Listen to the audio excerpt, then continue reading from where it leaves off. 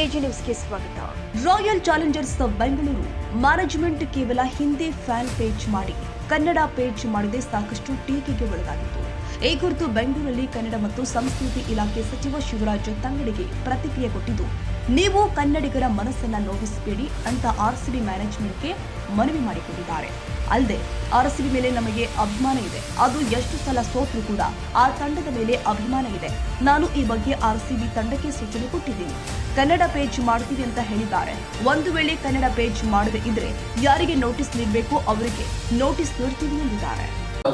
ನಿನ್ನೆ ನನಗೆ ಮಾಧ್ಯಮದವರು ಬಂದು ನನಗೆ ಪೇಜ್ ಅಲ್ಲಿಗೆ ಹಿಂದಿಗೆ ಮಾಡಿದರು, ಕನ್ನಡಕ್ಕೆ ಮಾಡಿಲ್ಲ ಅಂತ ಹೇಳಿದರು. RCBಯನ್ನು ನಾವು ಭಾಳ ಗೌರವಿಸ್ತೀವಿ. RCB ಅಂದರೆ ಅದು ಬೆಂಗಳೂರು ತಂಡ, ಕರ್ನಾಟಕದ ತಂಡ ಅಂತ. ಅದು ಎಷ್ಟೇ ಸತೆ ಸೋತರು ಅದಕ್ಕೆ ಅತಿ ಹೆಚ್ಚು ಫ್ಯಾನ್ ಫಾಲೋವರ್ಸ್ ಇರೋದೇ ಕನ್ನಡಿಗರು, ಕರ್ನಾಟಕದವರು. ಅದಕ್ಕೆ ನಾವು ನಿನ್ನೆ ಹೇಳಿದ್ದೀವಿ, ದಯಮಾಡಿ ವಿನಂತಿಯನ್ನು ಮಾಡ್ಕೊತೀನಿ ನಿಮಗೆ, ಕನ್ನಡಿಗರ ಮನಸ್ಸಿಗೆ ನೋವು ಮಾಡಬೇಡಿ, ಕನ್ನಡಿಗರನ್ನ ಬಗ್ಗೆ ಅಭಿಮಾನ ಇರಲಿ ನಿಮಗೆ. ಆ ತಂಡ ಅಂದರೆ ಅದು ಕನ್ನಡಿಗರ ತಂಡ ಅನ್ನೋ ಒಂದು ಭಾವನೆ ಇದೆ. ದಯಮಾಡಿ ಕನ್ನಡದೊಳಗೂ ಪೇಜನ್ನು ಮಾಡಿ ಅಂತ ಹೇಳಿದೆ. ನಿನ್ನೆ ರಾತ್ರಿ ನಾನು ಮಾಧ್ಯಮದೊಳಗೆ ನೋಡಿದೆ, ಕನ್ನಡ ಪೇಜ್ ಮಾಡಿದ್ದೀವಿ ಅಂತ ಹೇಳಿದ್ದಾರೆ. ನಾನು ಅವರು ಪೇಜ್ ಮಾಡಿದರೆ ಅಭಿನಂದಿಸ್ತೀನಿ.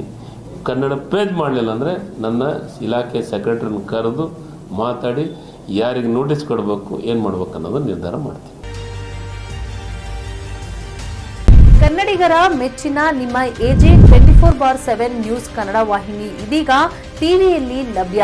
ಒಂದು ವೇಳೆ ನೋಟಿಸ್ ಕೊಟ್ಟಿದ್ರೆ ವಾಪಸ್ ತಗೋತೀವಿ. ಇವತ್ತು ವಕ್ಫ್ ಪ್ರಾಪರ್ಟಿ ಅಂತೇಳಿ ಬರ್ತದೆ ಅಂತ ಹೇಳಿದ್ರೆ ರೈತರ ಬೀದಿಗೆ ಬಂದ್ರೆ ಏನ್ ಮಾಡ್ಬೇಕಾಗುತ್ತೆ?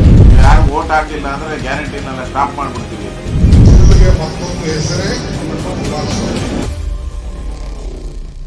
ಕರ್ನಾಟಕ ಮತ್ತು ದೇಶ ವಿದೇಶ 360 ಡಿಗ್ರಿ ಸುದ್ದಿ ಹಾಗೂ ಉತ್ತರ ಕರ್ನಾಟಕ, ಬೆಳಗಾವಿ, ಬಾಗಲಕೋಟೆ, ಧಾರವಾಡ, ಹಾವೇರಿ, ಗದಗ, ಬಿಜಾಪುರ ಜಿಲ್ಲೆಯ ಕ್ಷಣ ಕ್ಷಣದ ವಿವರವನ್ನ ಪಡೆಯುವುದಕ್ಕೆ ಎಜೆ 24/7 ನ್ಯೂಸ್ ಕನ್ನಡ ವಾಹಿನಿಯನ್ನ ಲೈಕ್ ಮಾಡಿ, ವಿಡಿಯೋಗಳನ್ನ ಶೇರ್ ಮಾಡಿ, ಕಮೆಂಟ್ ಮಾಡುವ ಮೂಲಕ ನಮ್ಮ ವಾಹಿನಿಗೆ ಸಹಕಾರ ನೀಡಿ ಮತ್ತು ಚಾನೆಲ್ ಅನ್ನ ಸಬ್ಸ್ಕ್ರೈಬ್ ಮಾಡಿ. ಧನ್ಯವಾದಗಳು.